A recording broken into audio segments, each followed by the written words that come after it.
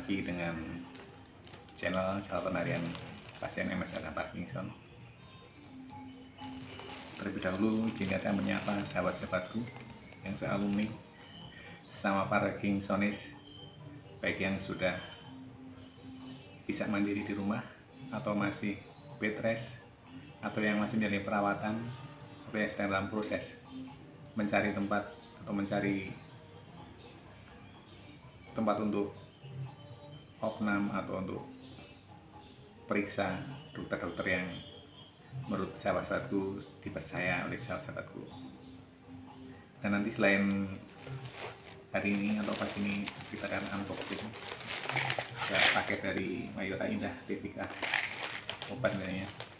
Kita juga sebenarnya mereview dokter-dokter yang selama ini dari awal hingga terakhir kemarin sebagai tempat saya untuk berobat atau periksa gitu.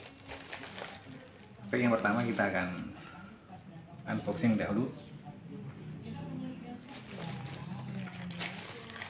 Ini datang kemarin sore, belum saya buka, masih utuh, dan karena akan unboxing pagi hari ini. Nah, kita lihat teman-teman semua ya, isinya apa dan sesuai dengan kebutuhan atau tidak, seperti itu. Utuh, masih utuh, belum rusak bungkusnya. Saya buka saja.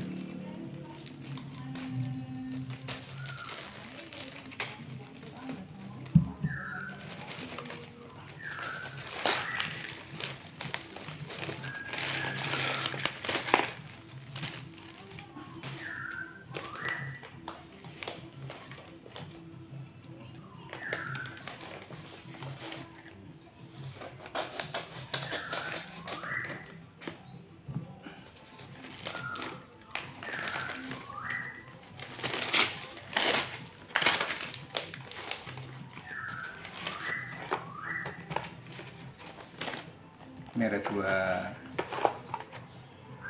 dus Levoben obat Parkinson juga.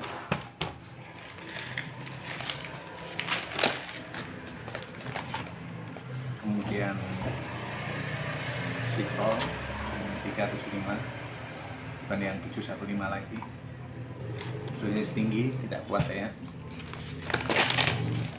Kemudian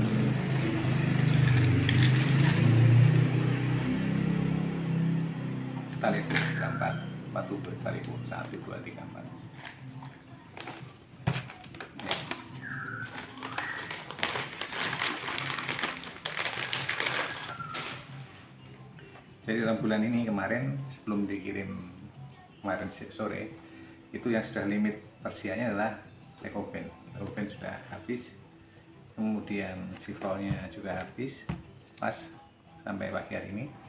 Kemudian Stalevonya masih 1 tube untuk 10 hari. Nah, kalau dikirimnya satu-satu kan nanti 10 hari lagi harus kirim lagi. Maka ini untuk 1 bulan gitu ya, 1 bulan. Levoben itu sehari minum 2 kali. Berarti sehari perlu 2. Isinya per dus adalah 30. Berarti 2 dus untuk 1 bulan. 1 dusnya cukup untuk 15 harian, 1 bulan. Kemudian Sikrol juga demikian. Ini sehari 1 untuk malam saja.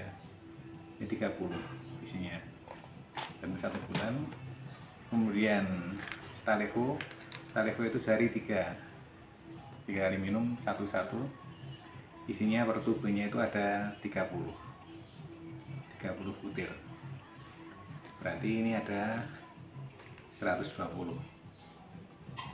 Nah, sebulannya kami butuh 3 tube. Nah, maka di sini bisa dipakai untuk sebulan lebih, 10 hari. Ini ya teman-teman, sahabat-sahabatku Parkinsonis, semoga obat ini bermanfaat saya, bisa menghambat lajunya progresivitas Parkinson, syukur-syukur mendekati kesembuhan seperti itu.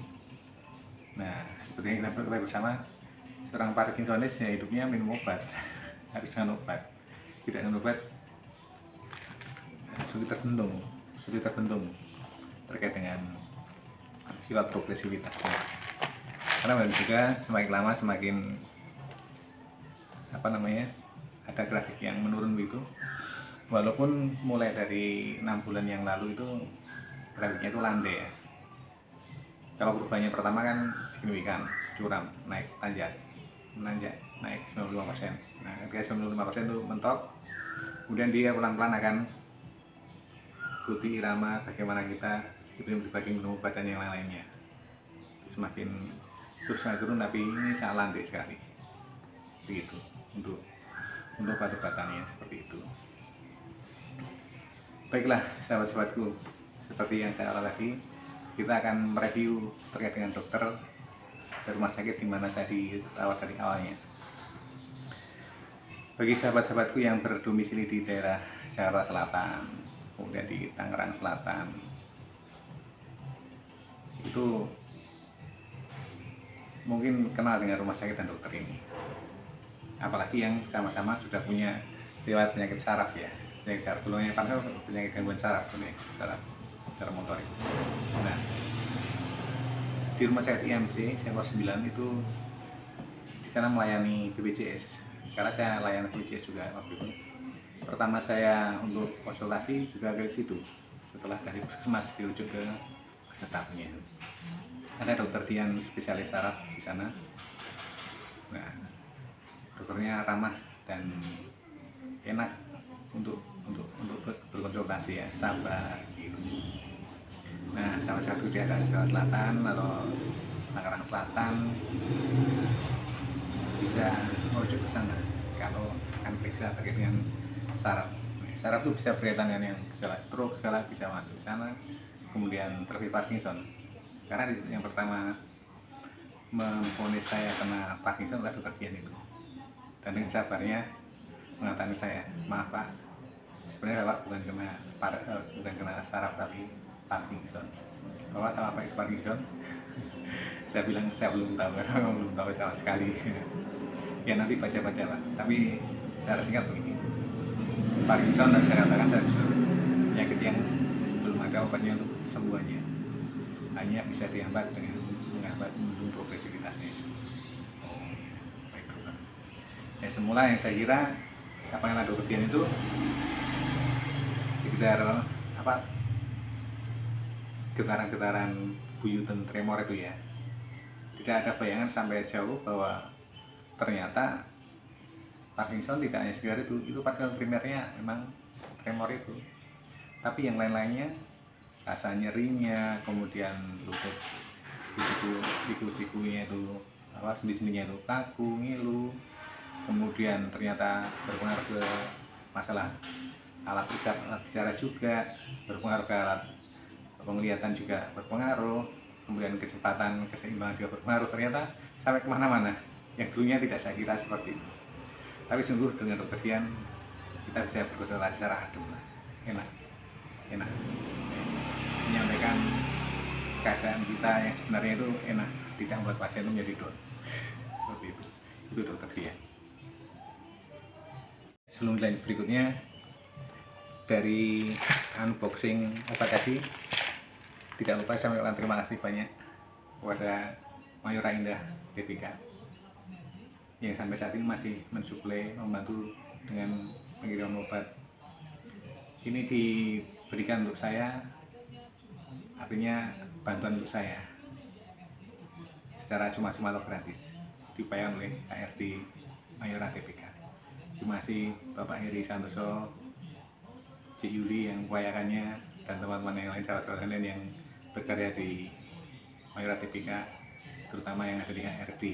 Terima kasih sekali lagi. Terima kasih.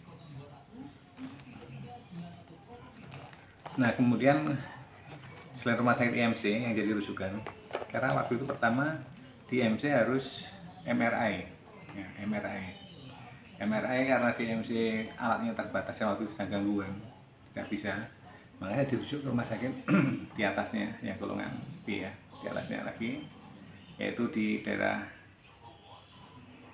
BSD. Di sana mungkin salah satu juga kenal yang area Jakarta Selatan, area Serpong, area Tangerang Selatan, ada rumah sakit Medika. di Jalan Pahlawan 1000 di sana. Di sana karena sudah rumah sakit yang menangani spesialisasi ya, tingkatannya bukan umum lagi seperti atau di IMC, maka tidak berjubel ketika mengantri. Pelayanan juga bagus, sudah online, pendaftaran dengan lewat WA, sehingga tidak perlu nulis-nulis lagi seperti itu. Di rumah sakit Medika BSD dirujuk kepada dokter Patricia, spesialis saraf juga, dokter Patricia. Iya, selama berapa tahun ya berarti saya dirawat dokter Patricia itu 2 tahun. 2 tahun tiap bulan sekali datang ke sana, berarti sudah 20-24 kali ya ketemu dokter Patricia. Iya, dokter Patricia selalu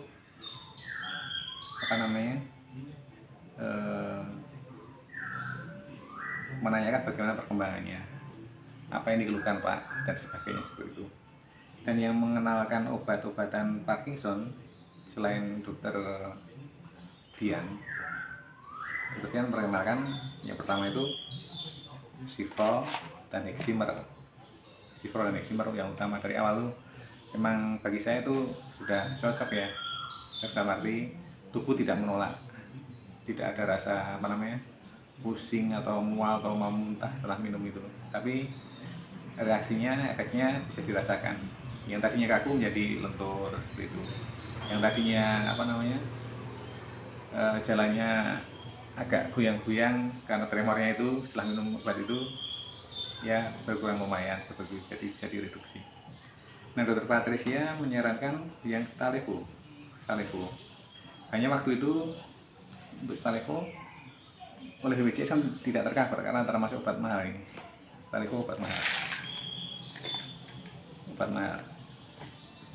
Apakah memang tidak di cover atau memang habis? Tapi alasan waktu itu ketika mau mengambil dan melakukannya di farmasinya Medika dikatakan habis. Kalau yang lain ada Civrol itu selalu penuh. Saya dapatkan 30-60 butir saya dapatkan.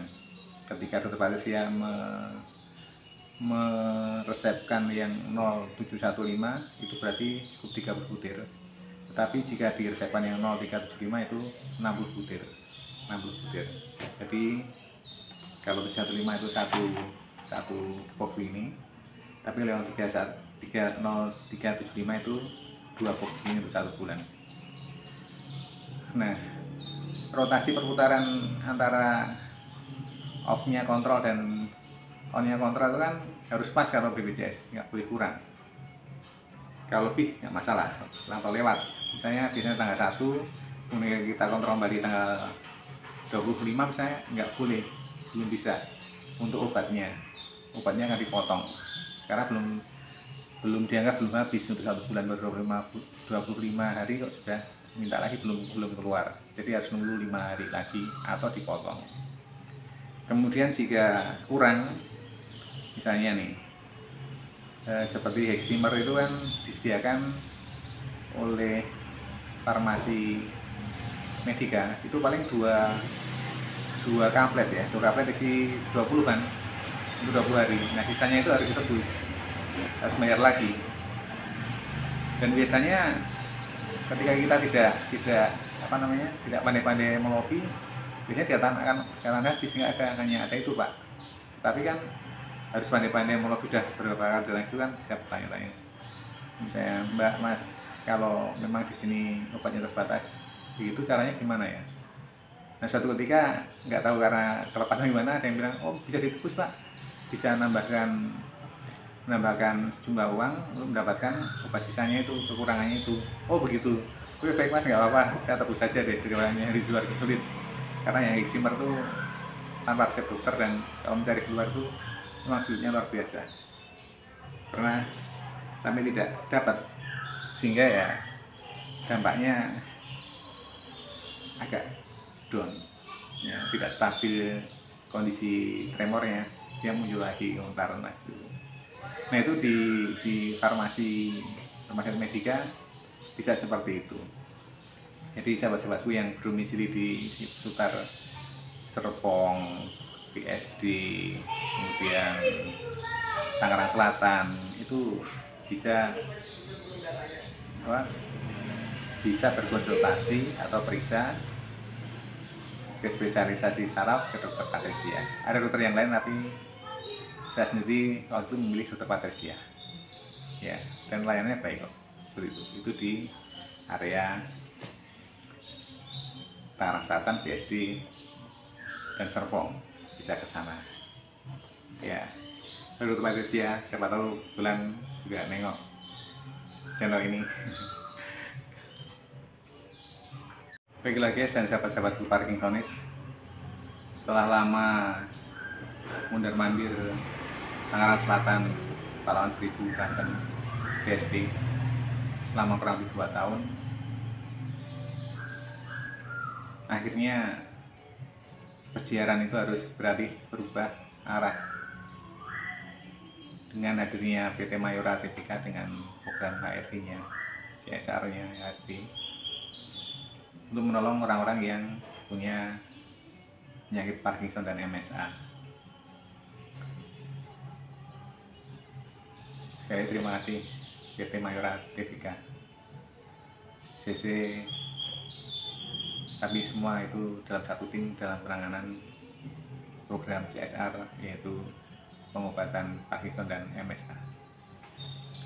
Berubah arah karena diambil alih oleh programnya Mayora.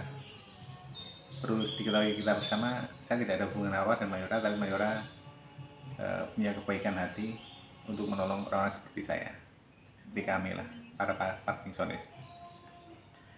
Nah, dokter dan rumah sakit yang awal mula tempat screening dan juga pemeriksaan awal yang dirujuk oleh Mayora adalah rumah sakit Medistra di Jakarta Selatan juga ya, Medistra. Nah, mengapa perlu screening? Perlu screening itu memastikan benarkah penyakit yang saya derita ini penyakit yang memang bisa dimasukkan programnya CSR HRD Mayora, yaitu Parkinson dan MSA. Ya, maka perlu cek lab, kemudian ada MRI, kemudian ada foto torak, kemudian ada bebas dari COVID-19, kemudian cek darah, cek urin, kemudian cek feses dan sebagainya, itu di sana. Nah, dokter yang pertama dituju untuk screening adalah seorang Profesor Suwandi. Nah, profesor ya, bukan dokter yang masih muda, tapi ya sudah senior, sudah profesor. Nah, screening itu didasarkan hasil pemeriksaan lab dan MRI. Menurut Profesor Suwandi, awalnya termasuk kategori Parkinson dan mengatakan, baik Pak, akan saya tolong. Bilang, nah, saya sudah akan ditolong. Ya, itu di Rumah Sakit Medistra Jakarta Selatan.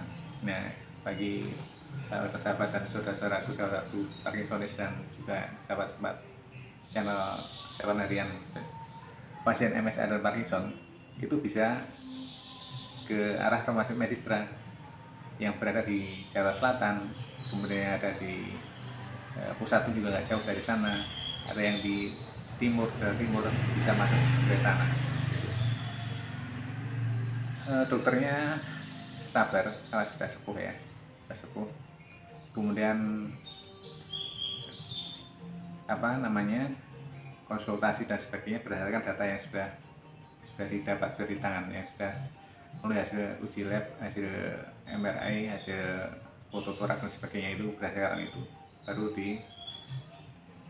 dikomunikasikan pada kita bahwa Anda sakit apa dan bagaimana, dan diobati dengan cara apa, dan seterusnya seperti itu. Nah, itu awal mulanya. Pelayanannya bagus, ramah sekali juga profesornya. Ya sudah kampiun ya, sama profesor ya, kan dengan pasien juga pasti pertimbangan faktor psikis pasien ya, apalagi yang berpenyakit seperti saya dan teman-teman yang ada di lingkaran Parkinsonis itu tidak bisa mendengarkan kata-kata yang pedas dan kasar. Itu akan semakin drop kalau mendengar kata-kata seperti itu. Maka mungkin karena mengetahui hal seperti itu, maka ketika menghadapi pasien Parkinson dan jenisnya itu sabar. Jadi sudah ada para dokter Dian, dokter Patricia, dan Profesor Suwanti. Tiga-tiganya juga sabar orangnya, sabar seperti itu. Nah, itu untuk dokter yang ketiga. Di sana saya tidak dikenalkan dengan obat-obatnya, juga tidak diberi obat juga, karena hanya konsultasi dan screening saja, belum masuk ke dalam proses tindakan medis dan perawatan. Nah, kemudian karena oleh Profesor Suwanti itu juga didiagnosa berbeda ketika datang yang kedua. Dulu awalnya saya duga saya diagnosa Bapak Parkinson. Tapi ketika muncul hasil yang lain seperti ini, atau hasil periksa screening yang lain muncul seperti ini, ternyata Bapak bukan Parkinson, ini termasuk dari pengecilan otot organ itu, dan tidak bisa diobati dengan cara stem cell itu. Bapak saya rekomendasikan saja datang ke rumah sakit Bogor, yang di sana ada rumah sakit khusus yang melayani pengobatan atau terapi mengembalikan massa otot, gitu ya. Kalau tidak diobati, Anda bisa lumpuh karena ototnya hilang. Aduh, itu yang membuat saya drop waktu itu ya, seperti itu. Nah, kemudian oleh timnya Mayora, saya dibawa ke dokter untuk second opinion, yaitu dokter yang kedepannya nanti yang ternyata akan menyuntikkan stem cell ke saya ya.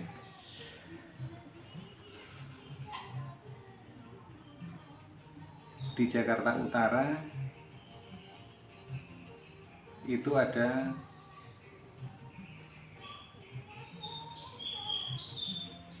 rumah sakit Royal Progress, ada rumah sakit Gading Pluit, kemudian yang barat ada rumah sakit Siloam Kebonjeruk ya, di sana.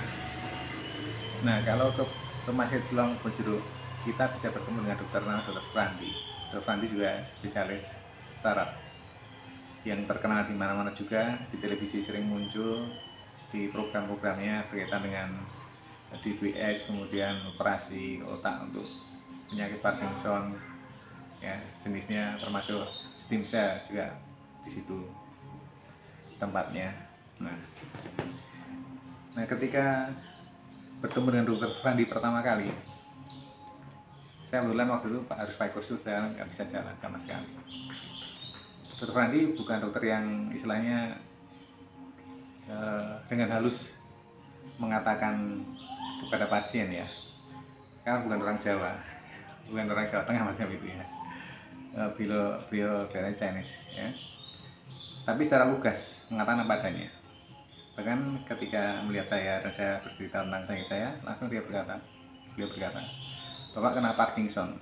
Nah, tapi Pak, Parkinson itu bukan penyakit yang akan membunuh Bapak. Jarang kematian mendadak oleh Parkinson. Kematian mendadak itu terjadi karena jantung, karena paru-paru, karena gagal ginjal, itu bisa seperti itu. Tapi kalau Parkinson itu Anda buat MPB, mati pelan-pelan, disiksa dulu, tidak bisa bergerak, tidak bisa bernapas, nah baru mati. Ya, sambil berkelakar sih, tapi sempat menurunkan saya menjadi drop. Tapi di dalam konsultasi dengan beliau dia mengatakan, nah obat-obat yang Bapak minum itu kan obat-obat dosis tinggi semua ya. Ini saya siapkan obat lagi, dan seminggu kemudian ke sini Bapak harus sudah turun dari kursi roda, tidak kursi roda lagi. Pak bisa berjalan hanya karena malas kok. Nah, itu yang kadang-kadang menohok ya, tapi memberikan challenge challenge untuk kita ya. Dan waktu itu sepulang dari Dokter Randi di apartemen, sekarang dari apartemen kan,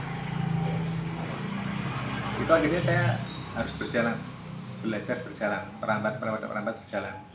Dan pagi akhirnya bisa jogging pagi, jalan pelan-pelan ya karena apa, kepercayaan diri yang dibangun oleh dokter tadi. Wah, saya seminggu berikutnya harus bisa jalan beneran nih, kalau enggak bagaimana nih. Tapi sudah dikombin dengan pemberian obat Parkinsonnya juga seperti itu. Nah, jadi kalau yang di area Jakarta Utara bisa ke Dokter Randi juga, kemudian Jakarta Barat juga ada rumah sakit Siloam Bonjero itu juga dengan Dokter Randi juga, seperti itu, bisa ke sana. Dan Dokter Randi termasuk apa namanya,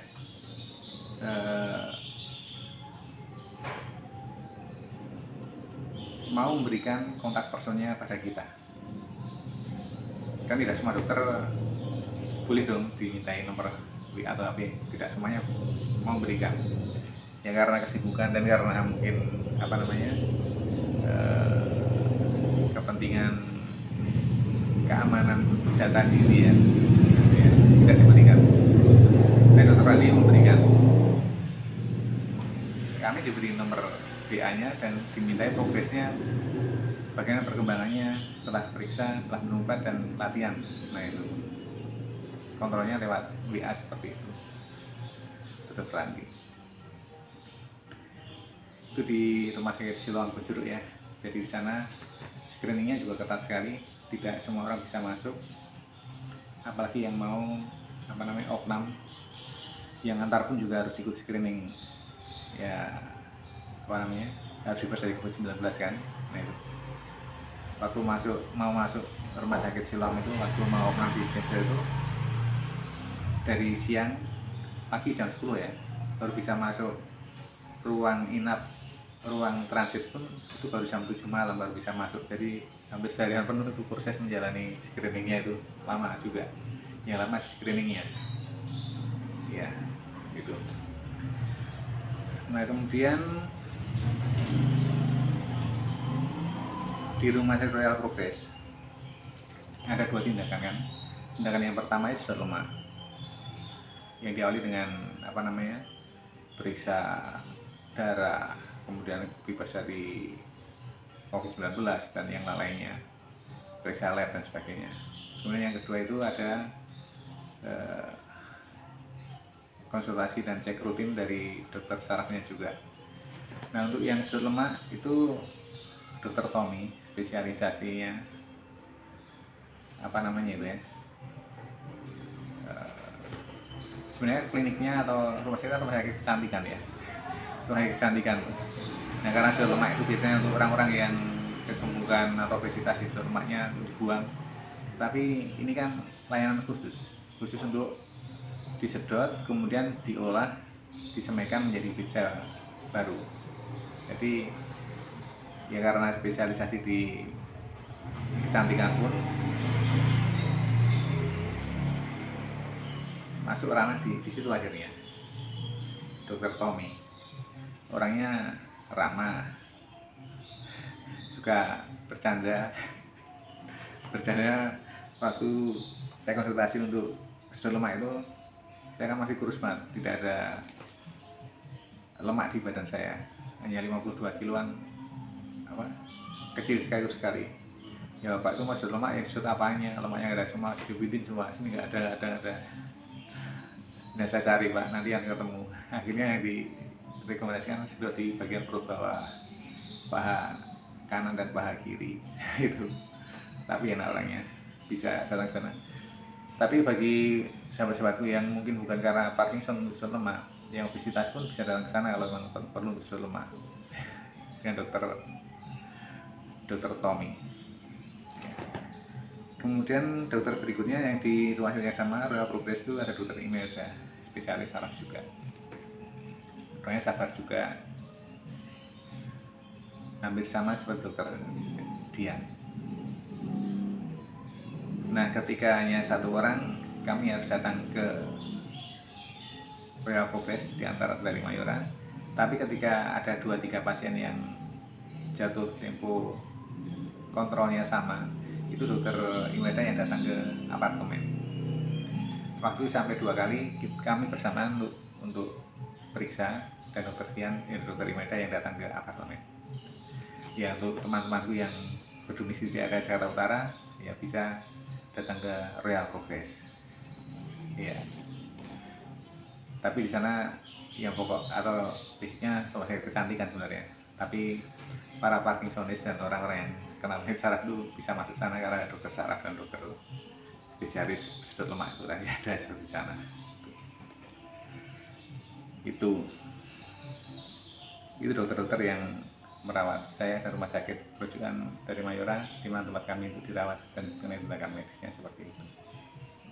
Baiklah sahabat-sahabatku, mungkin review singkat tadi memberikan informasi bagi sahabat-sahabatku yang punya gejala Parkinson atau gejala penyakit saraf yang lain, bisa menghubungi rumah sakit yang saya sebut tadi ke dokter-dokter yang tadi juga saya sebut. Atau mungkin perlu saya ulang sekali lagi ya, di area Jakarta Selatan dan juga Tangerang Selatan itu bisa rumah sakit IMC dengan dokter Dian Nugraini, spesialis saraf. Kemudian yang ada di sekitar BSD, Alam Sutra, Tangerang Selatan, bisa ke rumah sakit Medika, spesialis saraf juga, sana dokter Patricia. Dokter Patricia, spesialis saraf. Kemudian untuk konsultasi dan screening penyakit saraf dan juga Parkinson, bisa ke Profesor Suwandi di rumah sakit Medistra bukan Medika ya, Medistra, Jakarta Selatan. Kemudian yang di utara dan pusat, sahabat-sahabat bisa ke rumah sakit Royal Progress, bisa dengan dokter Imelda, seperti itu. Nah, kemudian kalau konsultasi yang lain ada penyakit sampingan yang lain, bawaan yang lain, ketika saya periksa itu ada tentang